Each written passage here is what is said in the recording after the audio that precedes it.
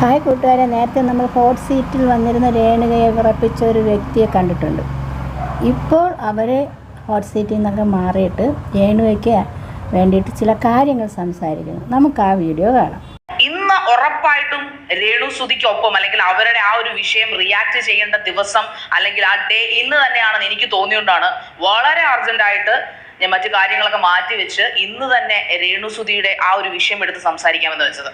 വേറൊന്നുമല്ല, തെറുത്താത്ത എന്ന ഓമന പേരിട്ട് ഇന്നിപ്പോ നാട്ടുകാരും സെലിബ്രിറ്റികളും എന്തിന് ആവശ്യമില്ലാത്ത കാര്യങ്ങളൊന്നും പ്രതികരിക്കാത്ത ഒരുപാട് വ്ളോഗേഴ്സും ഒരുപാട് സെലിബ്രിറ്റികളും ഒക്കെ ഇവരെ തെറുത്താത്ത എന്ന് വിളിക്കുന്നത്. അവരുടെ വീഡിയോ ഞാൻ കണ്ടു. അതായത് പേപ്പട്ടിയേക്കാളും മാരകമായ മനസ്സുള്ള ഒരു വ്യക്തി, ആ വ്യക്തി ഒരു ചാനലും ഉണ്ടാക്കി ഒരു ക്യാമറയും തുറത്തു വെച്ചുകൊണ്ട് എന്തും പറയാൻ കൾച്ചർ ഇല്ലാത്ത എന്തും പറയാൻ തരത്തിൽ തരം താണൊരു വ്യക്തി ഇനി ഇല്ല, ഇനി തന്റെ പുറകെ വരില്ല. അതൊരു സന്തോഷ വാർത്തയല്ലേ? ഉറപ്പായിട്ടും, തീർച്ചയായിട്ടും. അപ്പൊ ഈ ദിവസം തന്നെയാണ് ഞാൻ രേണുസുതിക്ക് വേണ്ടിയിട്ട് അല്ലെങ്കിൽ ആ ഒരു പെൺകുട്ടിക്ക് വേണ്ടിയിട്ട് അല്ലെങ്കിൽ ആ ഒരു വിഡോയ്ക്ക് വേണ്ടിയിട്ട് ആ ഒരു പവർഫുൾ ലേഡിക്ക് വേണ്ടിയിട്ട് പ്രതികരിക്കേണ്ടതെന്ന് എനിക്ക് തോന്നി.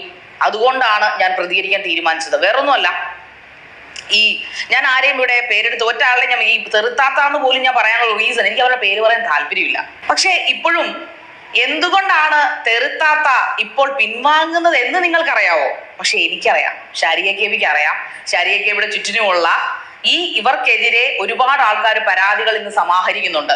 ഒരു കൂട്ടപ്പരാതി. ഒരു പക്ഷെ കേരളത്തിലെ പകുതിയിലധികം സെലിബ്രിറ്റികളും സാധാരണ സെലിബ്രിറ്റികളും, ടോപ്പിൽ ഇരിക്കുന്ന സെലിബ്രിറ്റികളല്ല, നോർമൽ സെലിബ്രിറ്റികളുണ്ടല്ലോ, സിനിമകളിലും സീരിയലുകളിലും ബിഗ് ബോസിലും ഒക്കെ പങ്കെടുത്ത് സോഷ്യൽ മീഡിയ ഇൻഫ്ലുവൻസേഴ്സും അതോടൊപ്പം ബിഗ് ബോസ് താരങ്ങളുടെ ഒരു കൂട്ടം ആൾക്കാർ ഇവർക്കെതിരെ ഒരു പരാതി സ്വരൂപിച്ചിട്ടുണ്ട്.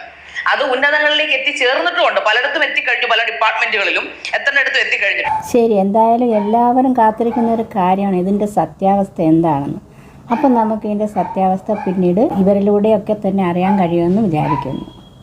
ഓക്കെ.